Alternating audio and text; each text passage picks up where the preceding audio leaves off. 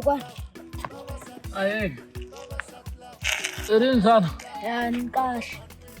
Xivangelo. Meleke wa mela no memete ka meleke wa mele ka kokwana. Nantswe nga ti hansa la. Phele ka kokwana le meleke lo fangena no hot conflict. Nantswe I tirha kwihi we? Ntale mkhomisa. Nantswe ni ri nga ti hansa famba bese sa kokwa one kolota nantswe. Wasi kokwa one kolota ai hangalaka. Ana hangalaki. Wona ku byela.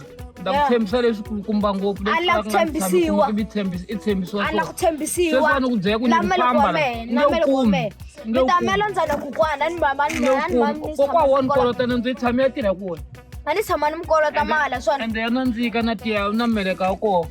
A ni tirhi ku nandzika ka Meleke me. Kokwa one kolota nantswe. Ya ni tirhi Ati kokwana. suka ra menga ko. La ni ri Meleke. Mali ya sasi. Nantswe ri. Ay mali ya kokwana. Nge fambi.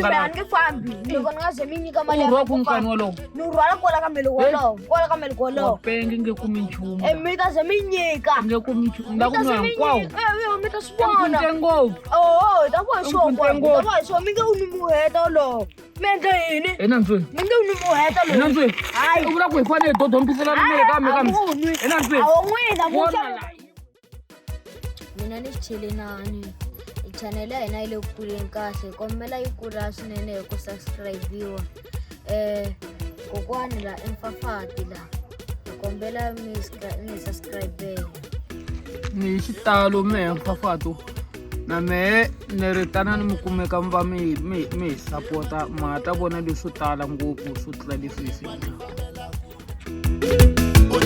fambela futhi mabonyani fambela futhi yaka Eva leyi ngoma ya va Eva ya va Meleke